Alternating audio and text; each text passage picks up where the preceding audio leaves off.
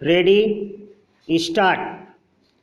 उपसभापति महोदय, मैंने आप सब लोगों से दांतों के डॉक्टरों की योग्यताओं के संबंध में कुछ जानना चाहा था, लेकिन वह अपनी बात कहते ही गए और कुछ बताते गए और उनका भाषण तो पहले ही आ गया। इंग्लैंड में और दूसरे देशों में दांत के डॉक्टरों के लिए कोई विशेष कॉलेज की योग्यताओं की आवश्यकता नहीं है। वहाँ कोई भी आदमी ट्रेनिंग लेकर दांत की प्रैक्टिस कर सकता है, लेकिन वहाँ पर बड़े बड़े कॉलेज हैं और नए नए कॉलेज भी खुलते जा रहे हैं। अभी तक सभी अस्पतालों में, चाहे वे डिस्ट्रिक्ट हेडक्वार्टर में हों या ब्लॉक लेवल पर हों, दांतों के लिए डॉक्टर उपलब्ध नहीं हैं और मैं नहीं समझता कि दांत के डॉक्टरों के लिए कॉलेज की किसी विशेष शिक्षा की आवश्यकता है। मैं माननीय मंत्री जी से जानना चाहता हूँ कि विदेशों में दांत के डॉक्टरों के लिए प्रशिक्षण की क्या व्यवस्था है और उनको कॉलेज की कितनी शिक्षा की आवश्यकता है।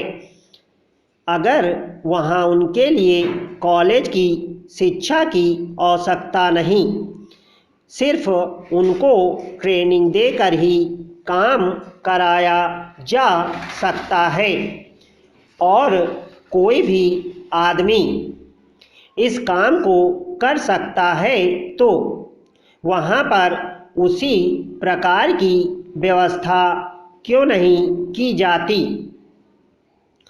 दूसरी बात यह है कि हमारे मंत्री जी ने बड़े शहरों में दांतों के डॉक्टरों की बात कही और साथ ही उन्होंने बर्मा, सीलोन और बांग्लादेश के विस्थापितों की बात भी कही, लेकिन उसके साथ हमको चीनी डॉक्टरों को भी नहीं भुला देना चाहिए, जिनको हम सारे देश के शहरों में देखते हैं।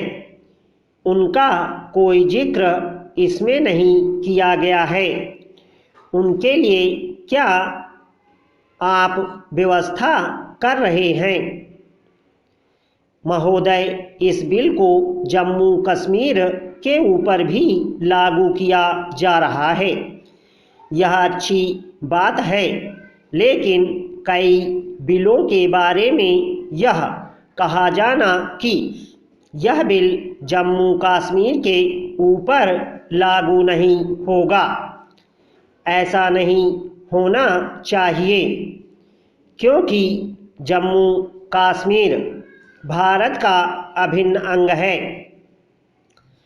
श्रीमान, हमारे दोस्तों ने कहा है कि इस बिल में कुछ नहीं है जिस पर आपत्ति हो, लेकिन मैं मंत्री महोदय से सिर्फ यह निवेदन करना चाहता हूँ कि इस बिल के संबंध में कुछ विशेष विवेचन के लिए थोड़ा और बता दें, क्योंकि सचमुच में दांत की खराबी जो है वही आज सारी बीमारियों की जड़ हो गई है, क्योंकि दांत की बीमारी के रहते डॉक्टर दूसरे रोगों का इलाज नहीं करते।